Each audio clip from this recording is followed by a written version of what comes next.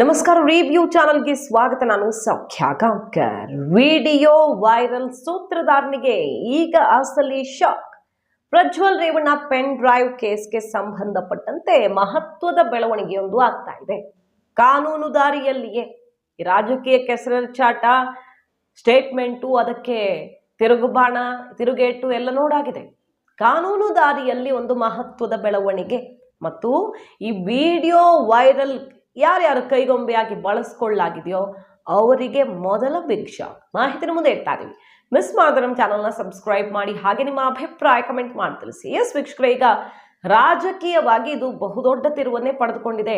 DK Shivakumar ಕೈವಾಡ ಇದೆ ಅಂತ ನೇರ ಹಲವು ಎಕ್ಸಾಂಪಲ್ಸ್ ಇಟ್ಟು ವಿಡಿಯೋ ಆಡಿಯೋ ಬಿಟ್ಟು HDK ದೇವರಾಜೇಗೌಡರು ಗುಡುಗಿರೋದು. ಮತ್ತೊಂದು ಕಡೆ ದೇವರಾಜೇಗೌಡ್ರೆ ಸರಿ ಇಲ್ಲ, ಮೊದಲು ಅವ್ರನ್ನ ಕರ್ಕೊಂಡು ಹೋಗಿ ಇನ್ವೆಸ್ಟಿಗೇಷನ್ ಮಾಡಬೇಕು ಅಂತ ಇನ್ನೊಂದು ಬಣ ತಿರುಗಿ ಬಿದ್ದಿರೋದು, ಕುಮಾರಸ್ವಾಮಿ ವಿರುದ್ಧ ಕೈ ಮುಗಿ ಬೀಳ್ತಿರೋದು, ಒಕ್ಕಲಿಗ ಮಿನಿಸ್ಟರ್ಗಳೆಲ್ಲ DK ಬೆನ್ನಿಗೆ ನಿಂತಿರೋದು, ಇದೆಲ್ಲ ಬೆಳವಣಿಗೆ ನೋಡಿದ್ದೀವಿ ನಾವು.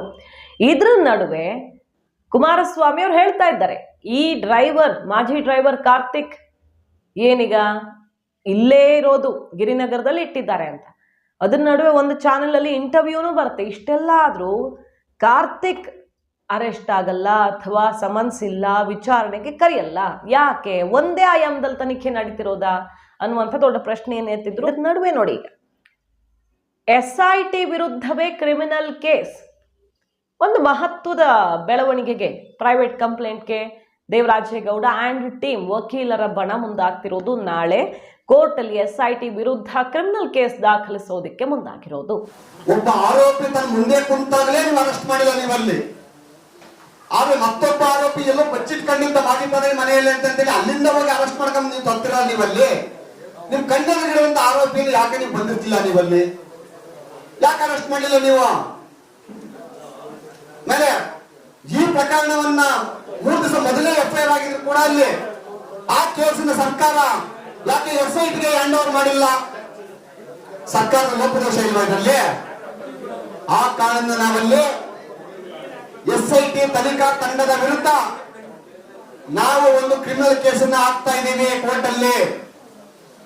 ಯಾವ SIT ತಂಡ ರಚನೆ ಆಗಿದೆ, ಪ್ರಮುಖ ಮುಖ್ಯಸ್ಥರು ಮತ್ತು ತನಿಖಾಧಿಕಾರಿಗಳ ವಿರುದ್ಧವಾಗಿ ನಾವು ಒಂದು ಕ್ರಿಮಿನಲ್ ಕೇಸನ್ನ ಫೈಲ್ ಮಾಡ್ತಾ ಇದ್ದೀವಿ ನಾಳೆ ಕೋರ್ಟ್ ಅಲ್ಲಿ. ನಾವಲ್ಲಿ ಏನಂತ ಹಾಗಾದ್ರೆ, ಈಗ ರೇವಣ್ಣ ಅರೆಸ್ಟ್ ಮಾಡಿದ್ದಾಯ್ತು, ಪ್ರಜ್ವಲ್ ರೇವಣ್ಣಗೆ ಬ್ಲೂ ಕಾರ್ನರ್ ನೋಟಿಸ್ ಕೊಟ್ಟಿದ್ದಾಗಿದೆ. ಈ ಕೇಸ್ನ ಗಂಭೀರ ಆರೋಪವನ್ನು ಹೊತ್ತಿರೋ ಇವರಿಬ್ರು ಅರೆಸ್ಟ್ ಆಗಿರೋದು, ಒಬ್ಬ ವ್ಯಕ್ತಿ ಅರೆಸ್ಟ್ ಆಗಿರೋದು ಬಹಳ ಒಳ್ಳೆಯದು, ಅದರಲ್ಲಿ ಡೌಟೇ ಇಲ್ಲ, ಯಾರ ಆಕ್ಷೇಪವೂ ಇಲ್ಲ. ಈಗ BJP JDS ಹೇಳ್ತಿರೋದು ಅದನ್ನೇ.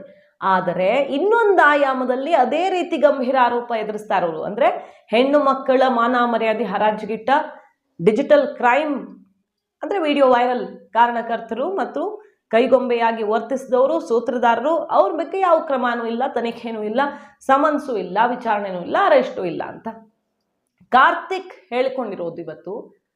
ನಾನು SIT ಮುಂದೆ ಹೋಗಿ ಹೇಳಿಕೆ ಕೊಟ್ಟು ಬಂದಿದ್ದೀನಿ ಅಂತ. ಮತ್ತೆ ಇಲ್ಲೇ ಇರೋದ್ರ ಬಗ್ಗೆ ಈಗಾಗಲೇ ಮಾಹಿತಿ ಸಿಗ್ತಾ ಇದೆ. ಇಷ್ಟೆಲ್ಲ ಆದ್ರೂ ಒಂದು ಟಿವಿಲಿ ಕೂತು ಮಾತಾಡಿದ್ರು ಆತನಿಗೆ ಸಮನ್ಸು ಇಲ್ಲ, ವಿಚಾರಣೆಗೂ ಯಾಕೆ ಕರೀತಾ ಇಲ್ಲ? FIR ಆಗಿದೆ.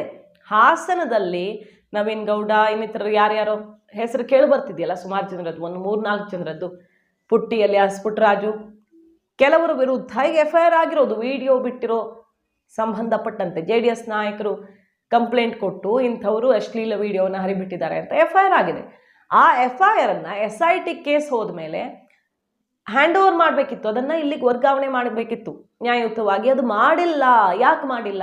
ಯಾಕೆ ಈ ವಿಡಿಯೋ ಬಿಟ್ಟವರ ವಿರುದ್ಧ ಇನ್ನೂ ಒಂದು ಸಣ್ಣ ಕ್ರಮವನ್ನು ಜರುಗಿಸಿಲ್ಲ? ಅವರನ್ನು ತನಿಖೆ ಮಾಡೋ ಗೋಜಿಗೆ ಹೋಗ್ತಿಲ್ಲ. ಇದು ಪಾರದರ್ಶಕವಾ? ಇದಕ್ಕೆ ಯಾರಾದರೂ ಜನಸಾಮಾನ್ಯರೇ ಅರ್ಥ ಮಾಡ್ಕೊಳ್ಳೋ ವಿಚಾರ ಅಲ್ವಾ ಅಂತ ಮುಗಿ ಬೀಳ್ತಿರೋದನ್ನು ನೋಡ್ತಾ ಇದ್ದೀವಿ.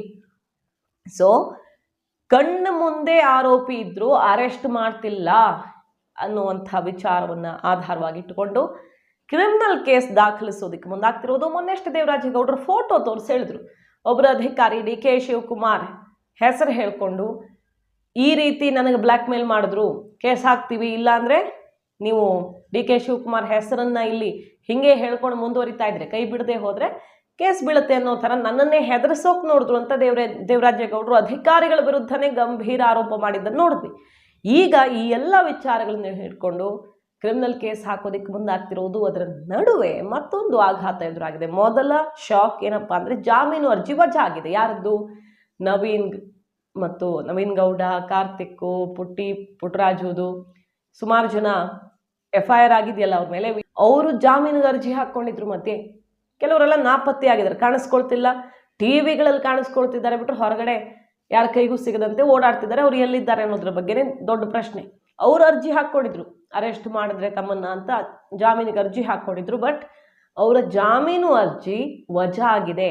ಸೊ ಇನ್ವೆಸ್ಟಿಗೇಷನ್ಗೆ ಕರೆದು ಅಥವಾ ಅವಶ್ಯಕತೆ ಬಿದ್ದಲ್ಲಿ ಅರೆಸ್ಟ್ ಮಾಡೋದಕ್ಕೂ ಕೂಡ ಈಗ ಮುಕ್ತ ಅವಕಾಶ ಇದೆ.